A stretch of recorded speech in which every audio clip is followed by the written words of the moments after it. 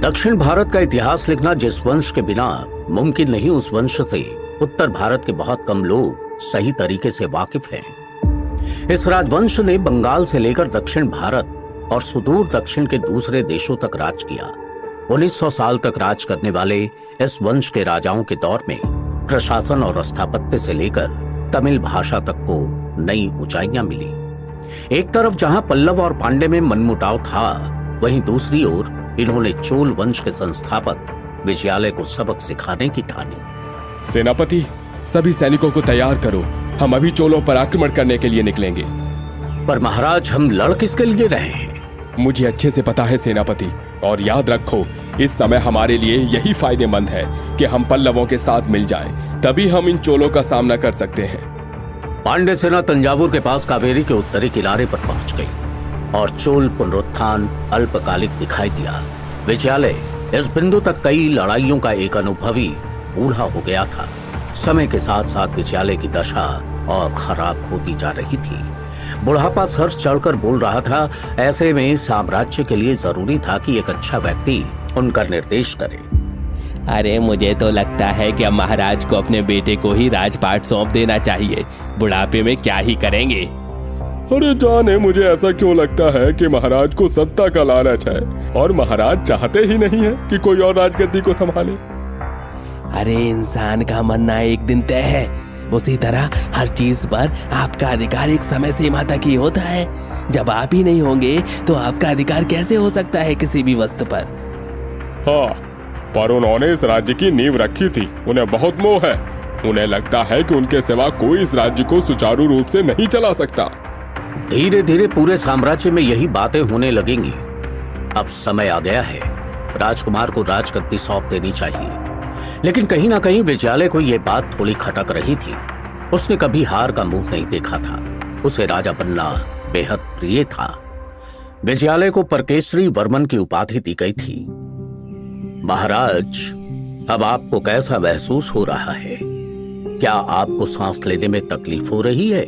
नहीं, लेकिन लगता है कि अब मैं और नहीं रह पाऊंगा इस दुनिया में। दासी, जल्द से बाहर जाओ और राजमहल के सभी लोगों को यह खबर पहुंचाओ कि विजयालय बहुत बीमार है। सभी परिवार वालों को यहाँ पर एकत्रित करो। जी, मैं अभी जाती हूँ और सभी को ये खबर देती हूँ। कैसी बातें करते हो वैद्य जी? अभी तो मुझे पूरे भारत को जीतना है, राज करना है और अपने राज्य का विस्तार करना है। मैं नहीं जाने वाला इतना जल्दी। मैंने आपको अपने राज्य के लिए लड़ते देखा है। आप एक न्यायप्रिय राजा हैं। मैं ईश्वर से यही उम्मीद करता हूँ कि हमें हर जन्म में ऐसा ही राजा मिले। कैसे दिन आ गए हैं ना वैद्य जी। आज जब मैं राज्य के लिए सेवा करना चाहता हूँ, तब आप कह रहे हैं कि मैं इस लायक नहीं हूँ। महाराज, बुरा ना माने तो एक बात कहना चाहूंगा। अब समय आ गया है कि आप राजकुमार को अपना उत्तराधिकारी घोषित कर दीजिए, जिससे आपके बाद उन्हें राजा बनाया जा सके, इस राज्य को सुचारू रूप से चलाया जा सके। तुम सही कह रहे हो वैद्य जी। मैं जल्द से जल्द अपने पुत्र को उत्तराधिकारी के लिए नियुक्त करता हूँ। सेनापति जी, प्रणाम। गुस्ताखी माफ कीजिएगा। वो बात ही ऐसी है कि मैं सीधा आपके पास चली आई। वैद्य जी ने कहा है कि महाराज की तबीयत बहुत ज्यादा खराब है। ऐसे में परिवारजन को उनके साथ ही रहना चाहिए। क्या हुआ है महाराज को?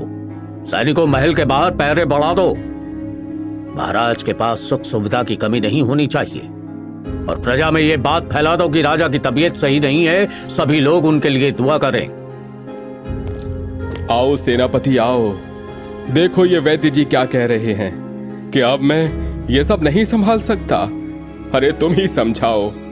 महाराज, आप वैद्य की बातों को मानिए और आराम कीजिए। अगर तुम सभी यही चाहते हो तो ठीक है। आप आराम कीजिए। हम सभा बुलाकर उसमें उत्तराधिकारी की नियुक्ति करते हैं। सेनापति का आदेश पाकर सभी मंत्री सभा में उपस्थित हुए।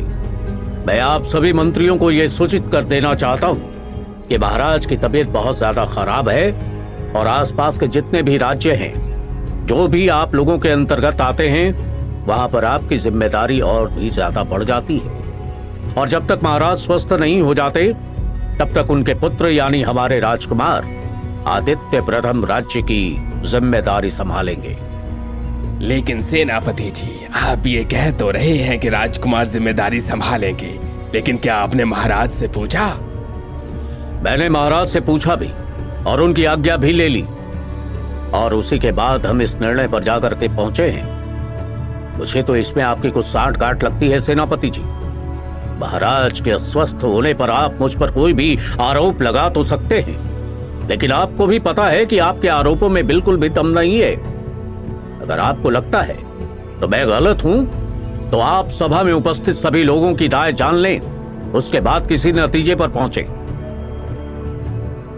हमें उपस्थित सभी लोगों की सूझबूझ के बाद यही निर्णय लिया गया कि जब तक महाराज की तबीयत ठीक नहीं हो जाती है, तब तक राजकुमार ही राज्य का कार्यभार संभालेंगे, और इसी बहाने वो अपने राजा बनने की शिक्षा को भी करीब से जान लेंगे।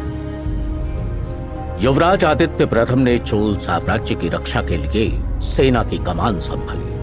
महाराज की तबीयत दिन पर दिन बिगड़ती जा रही थी। आखिर एक दिन वो मनहूस घड़ी आ ही गई जब महाराज ने अपने प्राण त्याग दिए। पूरे राज्य में कोहराम मच गया। इस राज्य की नींव महाराज ने खुद रखी थी। ऐसा लग रहा था मानो एक बच्चे से उसके पिता का साया चला गया हो। आप सभी नगरवासियों को सूचित किया जाता है, आज का काम हो गया है और आज से इस राज्य का कार्यकाल महाराज के पुत्र यानी हमारे उत्तराधिकारी आदित्य प्रथम संभालेंगे। भगवान आदित्य प्रथम को इस दुख से लड़ने की शक्ति प्रदान करे। मैं प्रतिज्ञा लेता हूं कि मैं अपने पिता के भाग्य, अपने प्रजा से प्रेम करूंगा और मैं अपने राज्य को और ज्यादा विकसित करूंगा, राज्य के लोगों का ख्याल रखूंगा। विजयालय के पुत्र आदित्य प्रथम को 871 ईस्वी में उनकी मृत्यु के बाद उनका उत्तराधिकारी बनाया। विजयालय ने अपने राज्य को बहुत ही सुंदर तरीके से चलाया और बहुत सूझबूझ के साथ चलाया। अब उसका पुत्र इस राज्य को संभालने जा रहा था, तो क्या वो भी अपने पिता की तरह ही महानता से दुश्मनों का सामना कर पाएगा? अपने राज्य को विस्तार करने के लिए वो किन हद तक जा सकता था?